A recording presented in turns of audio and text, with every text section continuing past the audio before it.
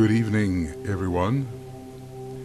This is Michael Robbins, broadcasting for the Ask program. I'm substituting for my wife, Tuya, who usually does these programs and will be rejoining us shortly. I'm broadcasting to you from north of the Arctic Circle with some portable equipment, which I hope is functioning adequately for you. We're broadcasting from our spiritual center here in the north. We call it the Little Bear Spiritual Center.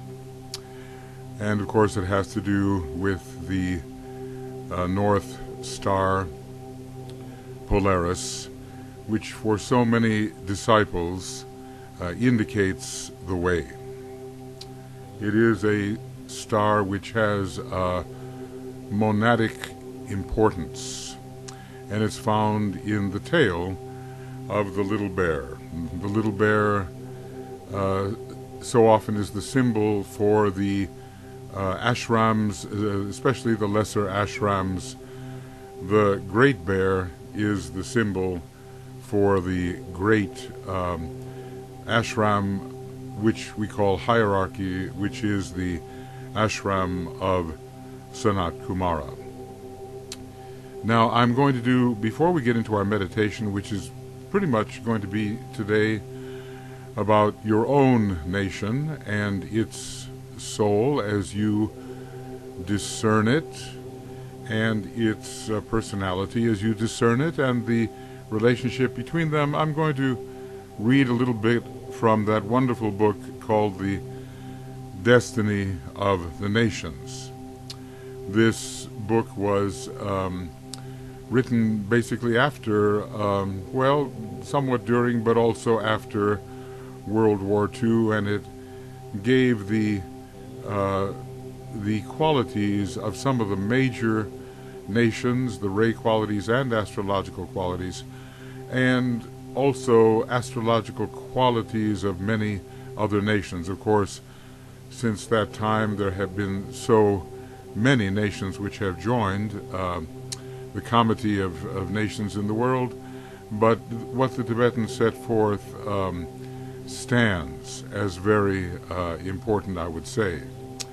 So,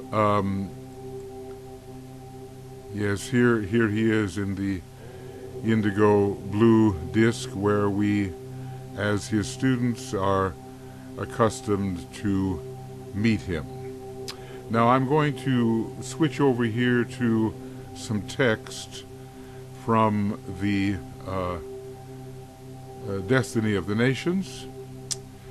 And about 2 weeks ago we have had our Initiation Mystery Week here with the Blue Rose Sisterhood in Finland and even farther north in the Arctic Circle. So some of our programming has been curtailed. We were able to send you some programs, but not when we were traveling. DK here is talking about three groups of people which are very important at this particular time. The people influenced by the sixth ray, those influenced by the seventh ray, and those who are bewildered by the interaction between these two rays as one fades out and the other fades in.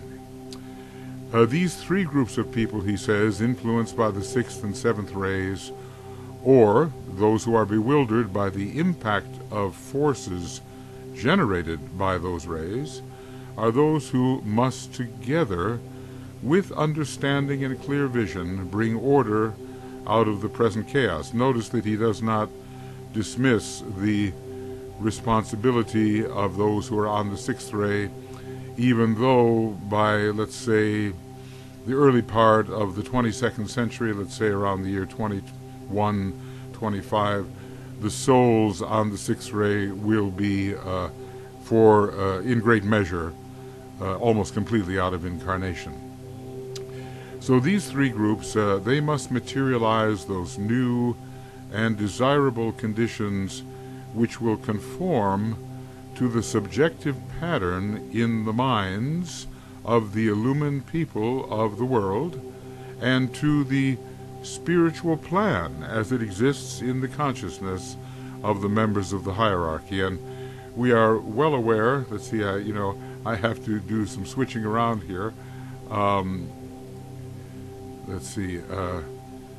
Switching some of the...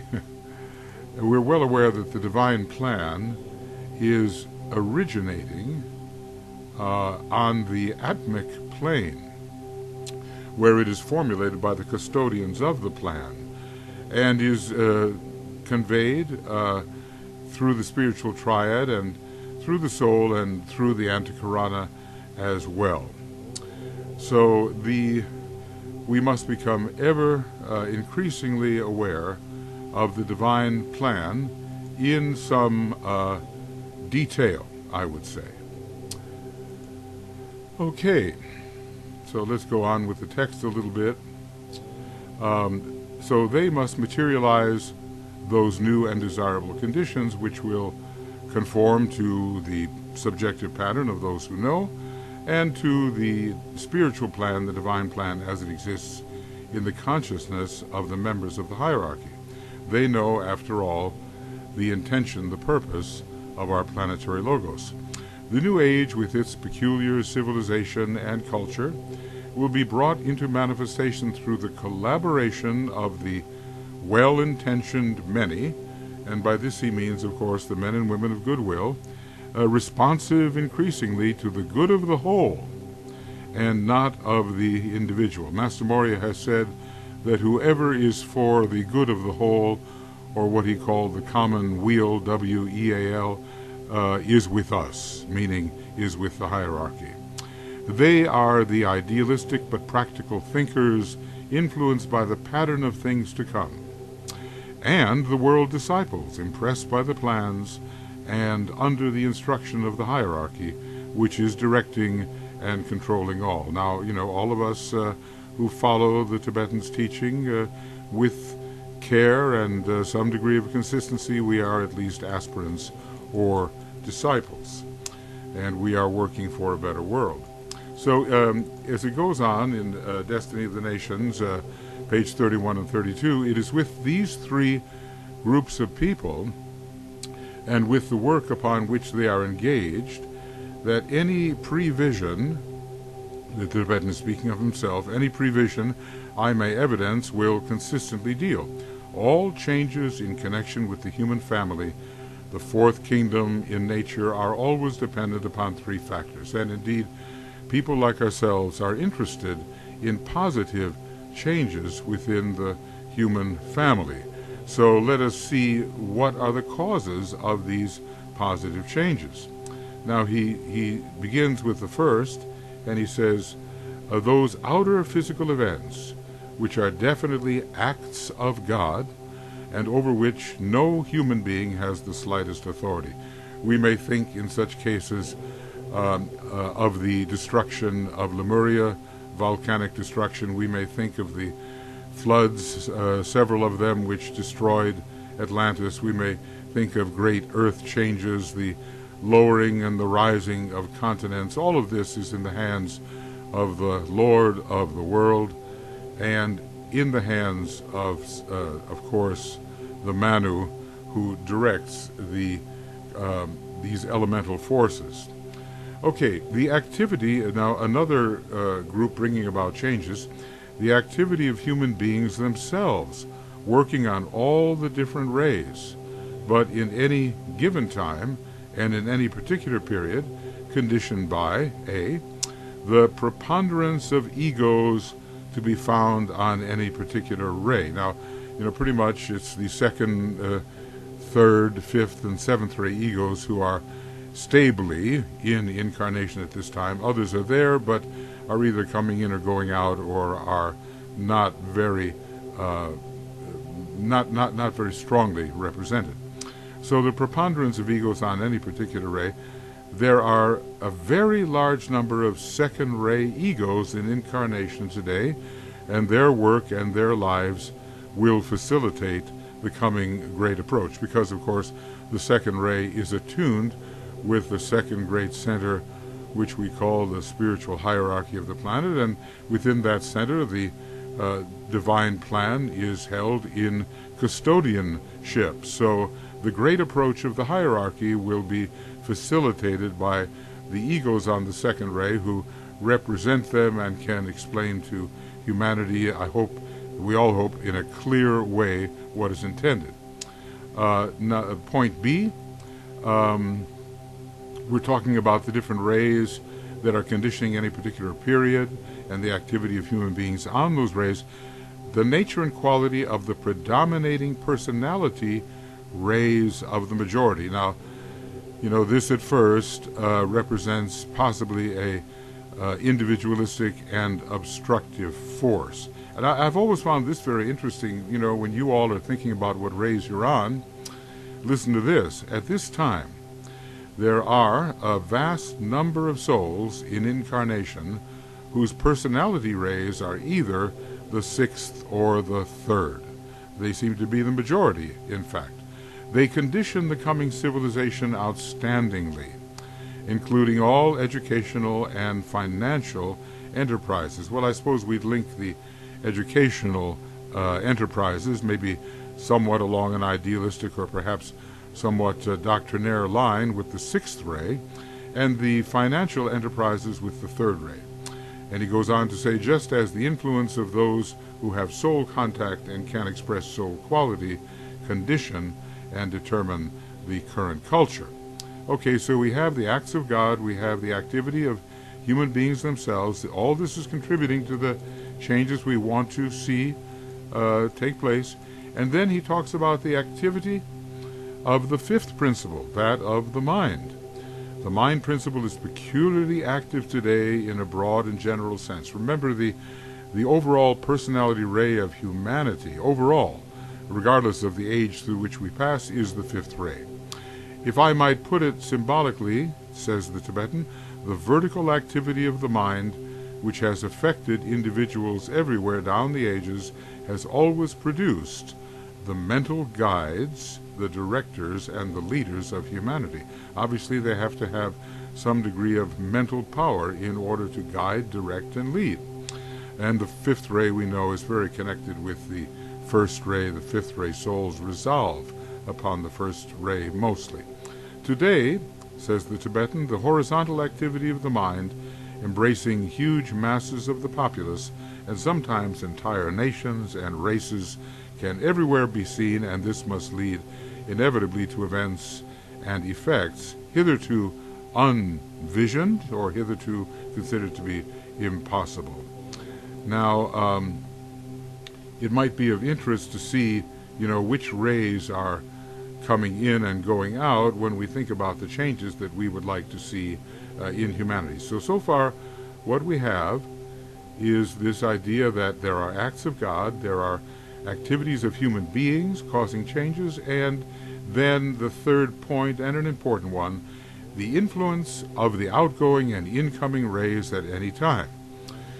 This is affecting all kinds of nations. Their personality ray can change. The soul ray does not change, or if it does change, much more slowly. But, I think we can consider the soul ray of nations fairly stable, although the incarnations of personality rays occur more often.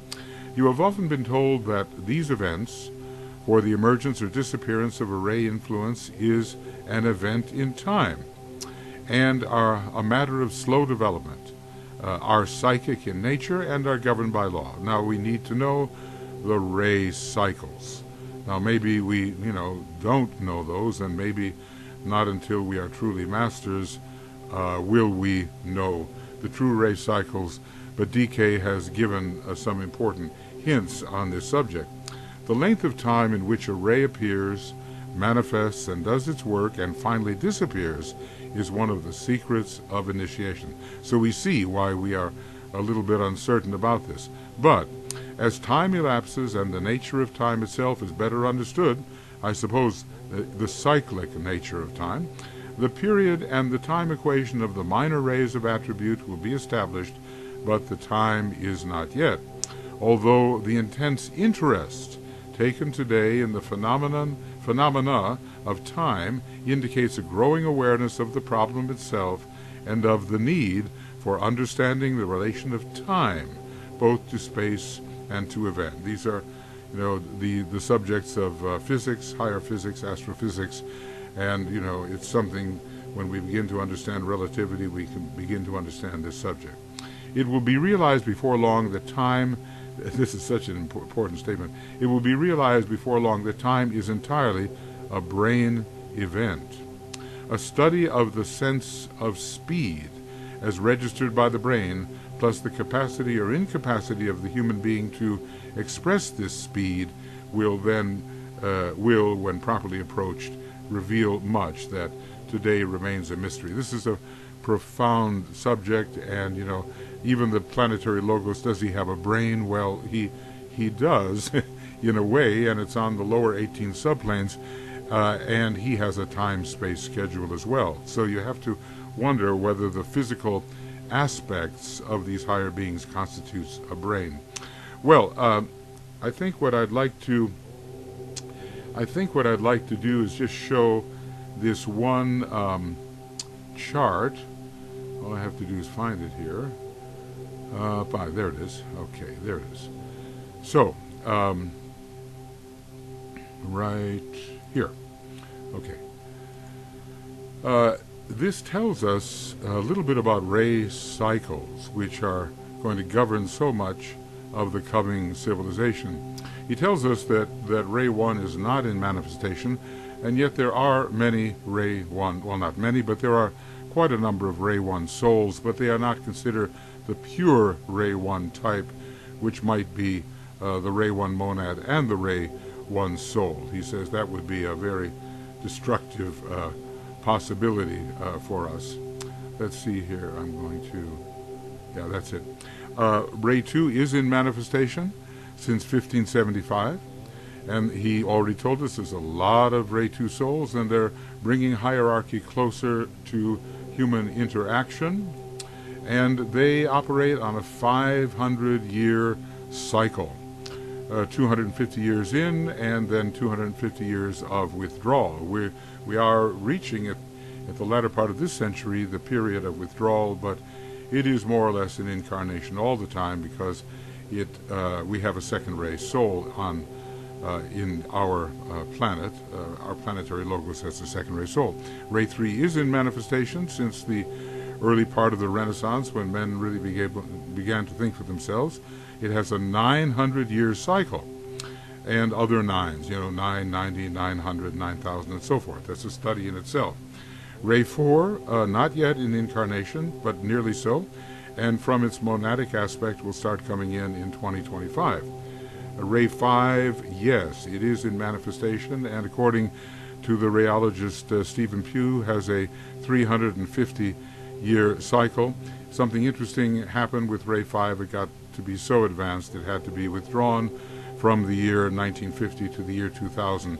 So the pure functioning of the fifth ray ashram is no longer existing. Its functioning is in relation to the general third ray ashram of which it is a part. Ray 6 is rapidly passing out of manifestation. We don't know how long its ray cycle is, but that began passing out in 1625, and by the end of this present century will be mostly out of incarnation. And Ray 7, so important to us, has a rapid cycle and began coming in 1675. We don't know exactly how long that cycle is, but we do know that for the entire duration of the age of Aquarius, on a separate ray cycle, it will last 2,500 years. Now, all of this will condition the souls of nations, those that are in resonance with these ray cycles will emerge as prominent, and the personalities of nations, their more separative aspect. Well, okay, I think there's a lot to be said, but we'll just read a little bit, and this will give you an idea of the three rays that he considers to be very, very important at this time.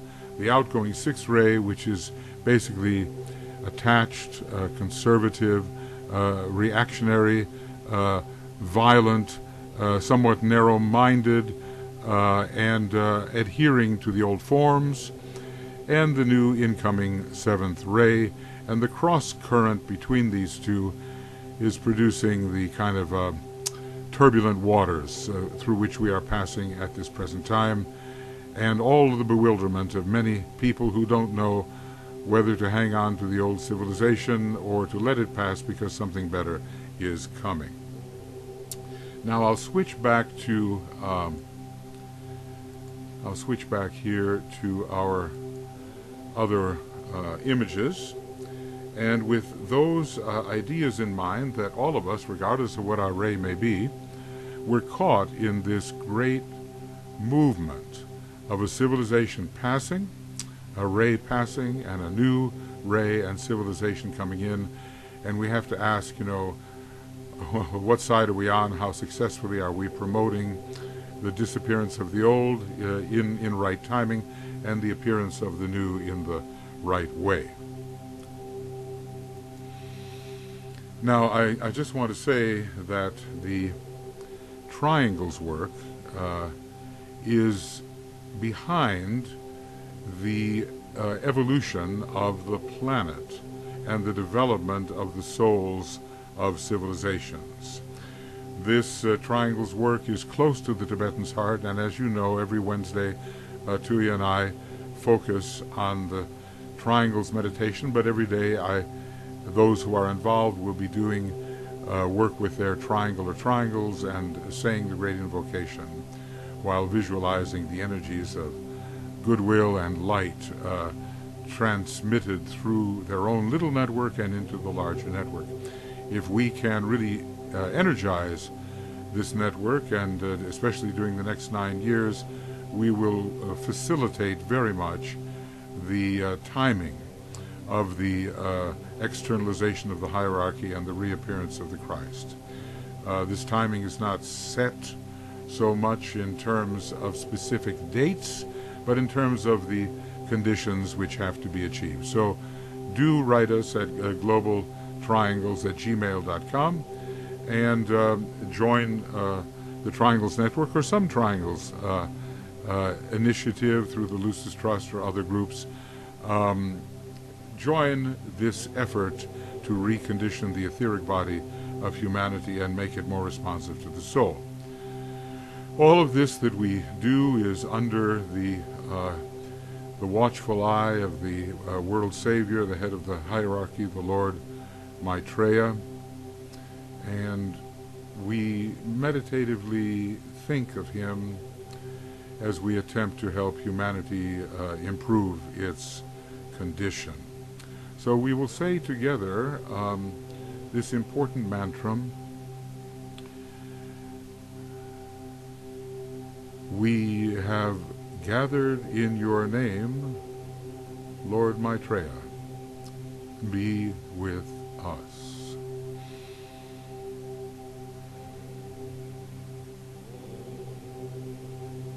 We understand that it has been said that he who asks in his name, in the name of the Lord Maitreya, with faith in the response, whatsoever shall be asked in his name and with faith in the response, will see it accomplished. So all that we do here in this Ask program, in which Tuya and I are attempting to invoke the higher energies with all those who wish to participate, all this is done in the name of Lord Maitreya and his hierarchy and the destined externalization of the hierarchy and the physical reappearance of Lord Maitreya, as has been stated by the Tibetan. Now, when we look at the world, there are certain great planetary centers. Probably most of us are associated either with London, Geneva, or New York. Rays pour through these centers and influence the nations in which we may be living. It's a kind of a higher order than the nation itself, even though naturally these cities are found within certain nations. London is, in a planetary sense, a Ray 1 center. From the Vulcanian aspect, it's got a lot of, Great Britain has a lot of Taurus, and hence Vulcan is connected. It's a Ray 1 center from the building aspect, very constructive, and there's a lot of service going through there. The city itself has the practical scientific Ray 5 soul and the ritualistic ceremonial Ray 7 personality, as is clear. Geneva is one of those centers, as you may have been reading in our introductory slides. A pure form of energy comes through. It really is pure love, wisdom from a planetary sense, even though the city itself has a Ray 1 soul and a Ray 2 personality. But we can certainly see that a wise use of the first ray would be coming through Geneva, and it's the home, excuse me, sorry, a bit of a cold here, the home of the United Nations, and it serves Europe and the Russia and that area, not the Far East, but the near part. Then we have New York, and it's basically a Ray 6 center filled with idealism, which the Statue of Liberty rather represents, coming from that nation that has always espoused the high ideals of humanity, that for coming from France. And the soul-wise, New York is a Ray 2 center and a Ray 3 personality. It's a big financial and communications center. Those are the centers with which I think most of us are associated, maybe some of us with that latent center, Darjeeling in India, very pure in the sense of the high first ray, and eventually Tokyo, but perhaps not so emergent just yet. So when you think of your own nation, think of these 5 planetary centers. Now the meditation today in a way is very simple. The idea here is that you will think of your own nation. We won't be specific. Each one of them is under the influence of one of these planetary centers, but think of your own nation, whether it's, well, whatever it is, United States or Great Britain, or whether it's France or a country in Europe and so forth. And perhaps the soul ray of your nation. Perhaps but even if you don't, think of the quality of the soul of your nation. So together in soul, think of your nation and its best, most unitive, most harmonious, most helpful qualities, helpful to humanity. We'll pause a little bit as you, in your soul-inspired mind, dwell for a few moments upon your nation in its soul expression.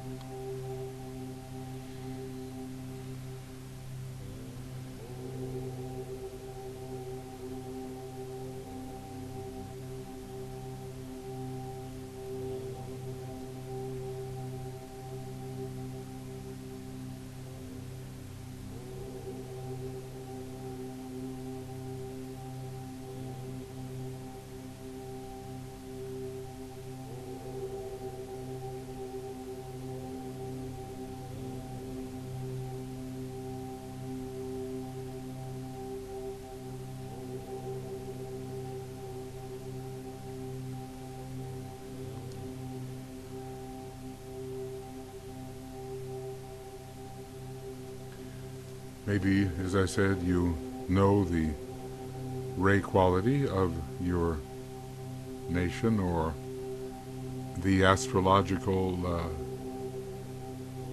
qualities of your nation, and as you think about its contribution to the world, you might factor in those ray qualities, but it's not necessary, because living in your nation, you have a feeling for what is the good in your nation.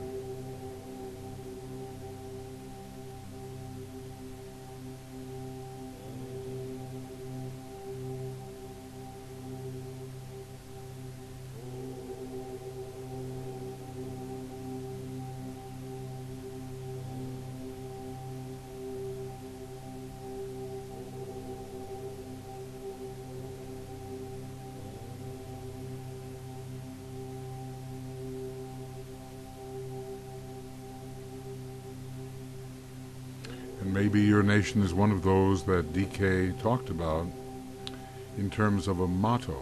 He took some of the nations which are larger in population, and they had a motto. Ultimately every nation will have a motto. Maybe you can even think of what might be a motto for the sole expression of your nation.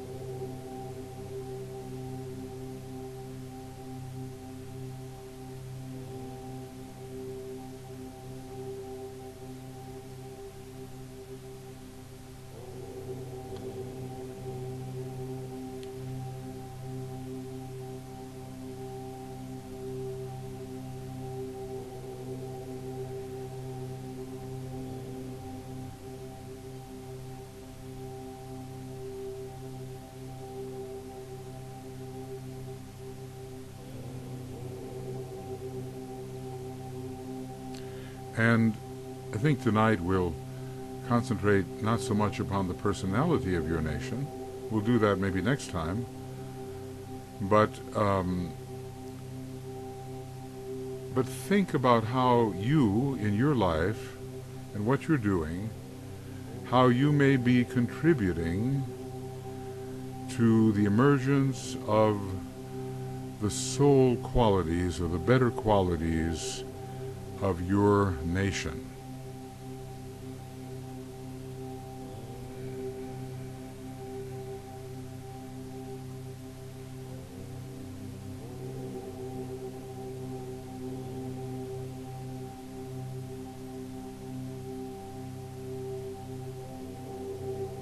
Because each one of us, as we play our part in the divine plan, we want to know that we are helping the soul of the place where we live emerge and make its contribution to the great intended harmony of nations.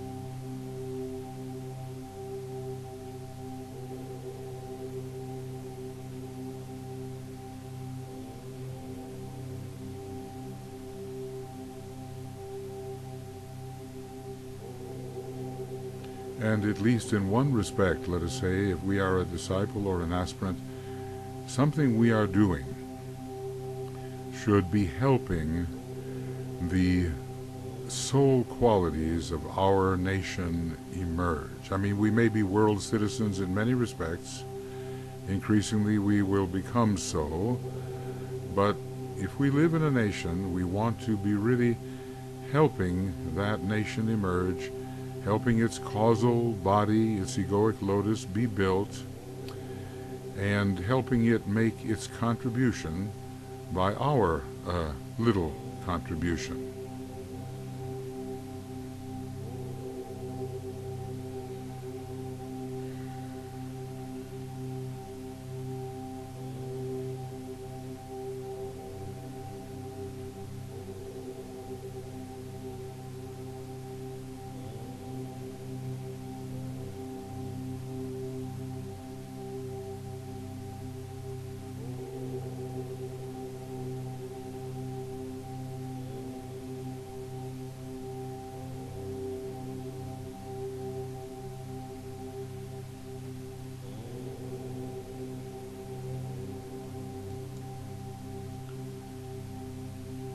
So do dwell on that, the contribution you are making in your immediate circle and in your community and maybe in your state, if your country has states, and finally in your country itself, helping the higher qualities emerge. Now, obviously, there are obstacles to this, just like in our own development. Our personality sometimes throws up separative barriers, and we have to learn how to recondition that personality so that it becomes a true servant of the soul, our own soul.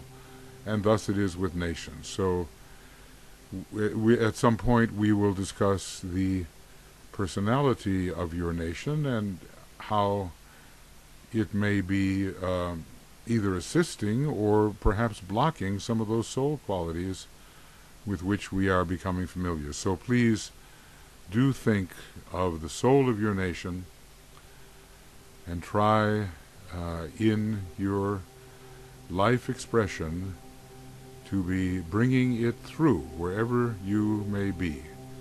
If you know the ray, it helps. If you know the astrological sign, it helps, but it's not an absolute necessity, because you will have a feeling for the better qualities of your nation, and you want to be a representative of those qualities.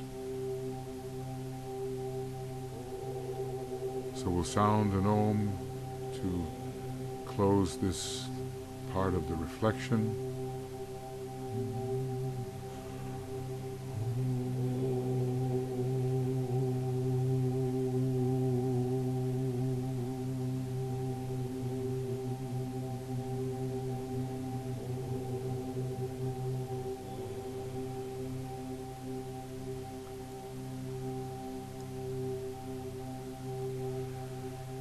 And all this work we do is for the purpose, as we see here, the Christ is as if permeating the substance of our planet, the great energy of the Christ, the love, wisdom, loving, understanding energy, representing the spiritual hierarchy, the heart center of our planet.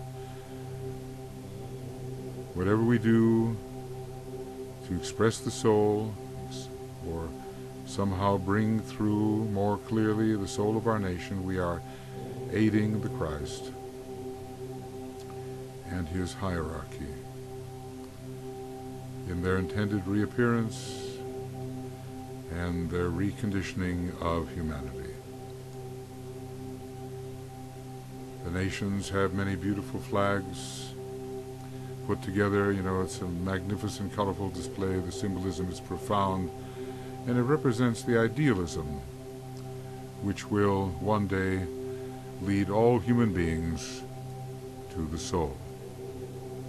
First their own soul, then the larger soul, then the soul of their nation, and finally the soul of humanity.